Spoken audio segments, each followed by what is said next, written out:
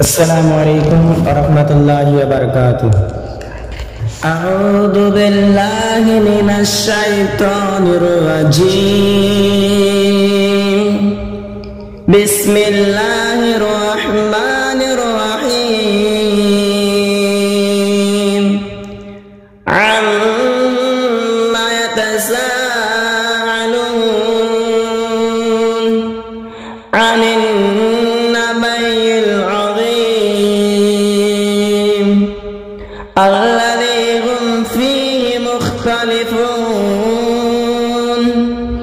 كلا سيعلمون ثم كلا سيعلمون. ألم نجعل الأرض مهادا والجبال أوتادا وخلقناكم أزواجا وجعلنا نومكم سباتا وجعلنا الليل لباسا وجعلنا النهار معاشا وبنينا فوقهم سبعا شدادا وجعلنا سراجا وهاجا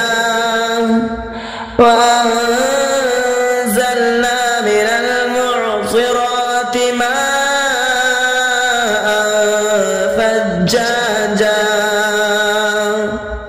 لنخرج به حبا ونبعتا وجنات ألفافا. إن يوم الفصل كان ميقاتا يوم ينفخ في الصور فتأتون أفواجا وفتحت السماء فكانت أبوابا وسيرت الجبال فكانت سرابا. إن جهنم كانت مرصادا للطاغين مآبا لابثين فيها أحقابا لا يذوقون فيها بردا ولا شرابا إلا حميما وغساقا جزاء وفاقا. إنهم كانوا لا يرجون حسابا وكذبوا بآياتنا كذابا وكل شيء أحصيناه كتابا فذوقوا فلن نزيدكم إلا عذابا.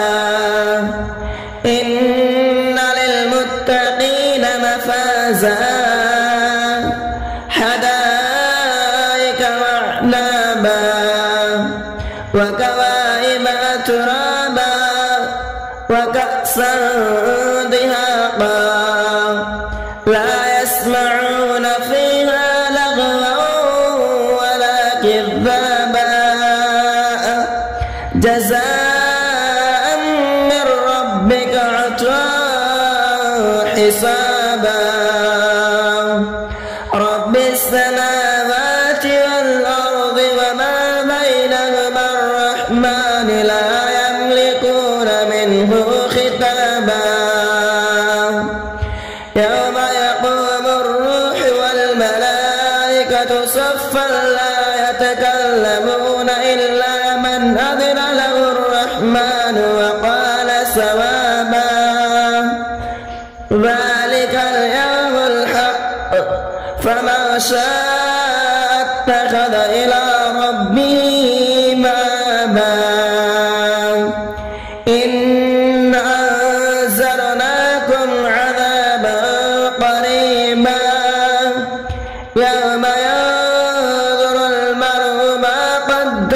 يداه ويقول الكافر يا ليتني كنت ترابا.